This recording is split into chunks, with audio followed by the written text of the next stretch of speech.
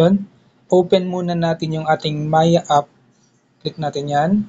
And then, dito sa part na to, ay i-click natin ang cash in. Yung nasa ilalim ng wallet balance. Click natin yan. And then, hanapin natin yung debit or credit card. Click natin yan. Sa part na to, ay nalagay ko na kasi yung aking Visa credit card dito na naka-default na save ko na. Pero kung bago ka, click mo yung use new card. Pero kung after nyong ma-input yung first transaction mo, naka-save na yung card mo dito sa dashboard. So since meron akong transaction before at uulit lang ako ng transaction ngayon, so click ko tong aking credit card. Yan, mamimili tayo ng amount kung magkano. So since I have 8,000, so 8,000 yung aking i-cash in from credit card to my Maya wallet.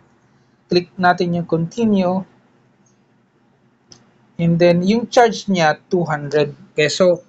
So kung ako lang, every time na mag-cash in ako dito sa aking Maya wallet using credit card, kailangan at least 8,000 to 10,000 kasi kahit yung pinakamababang amount na selection yung ipiliin mo, 200 pa rin yung transaction fee. So para hindi ka lugi ay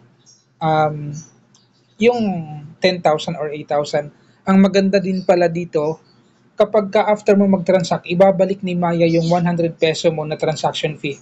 So di bali magiging transaction fee mo lang talaga is 100 peso. Kung 8,000 to 10,000. Hindi ko lang alam, hindi ko pa na-try yung 5,000. Pero yung sa experience ko talaga, yung nangyayari, after ko mabayaran yung transaction fee na 200, mga within 20 minutes, ibabalik niya yung 100 peso, yung kalahati ng transaction fee. So now, click na natin yung cash in now. Something went wrong kaya siya. Click natin, ulitin natin. Something went wrong pala. Ulitin pa natin. Ayaw pa rin. Balikan natin guys. So, yan. Click ulit natin yung continue. Bakit kaya? Ayun. Nag-success na siya.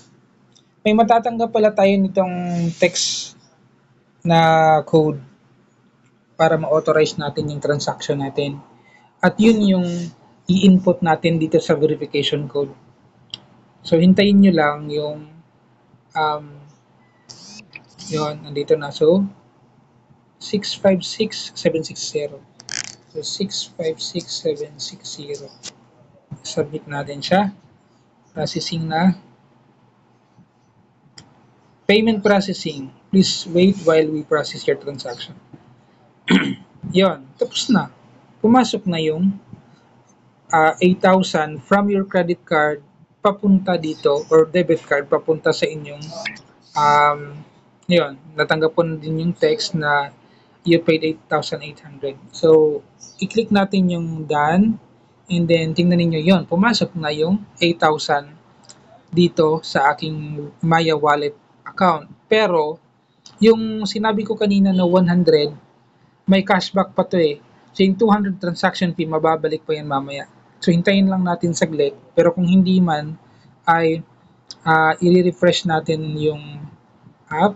Kung pwede ba? Hindi pa. Kasi yung experience ko around 10 to 20 minutes pa mababalik or up to 30 minutes. Okay? So, sige nga, hintayin natin saglit. Parang matagal pa siya. So, yun lang. Ganito lang po yung proseso. Kung wala kayong Maya credit card, pwede din kahit anong credit card gamitin niyo dito sa pag-cash in. So, hindi lang po ito para sa Maya credit card, kundi sa lahat ng credit card po. Pwede ninyong gamitin to transfer the fund papunta sa inyong wallet, Maya wallet. Kung wala naman kayong Maya wallet account, pwede din na gumamit kayo ng Maya wallet account doon sa ibang tawag dito, mga kamag-anak ninyo. Pero make sure po na after the transaction, i-remove niyo po talaga doon sa default na nakasave sa dashboard ng Maya. Yun lang. Kung may tanong, paki-comment lang.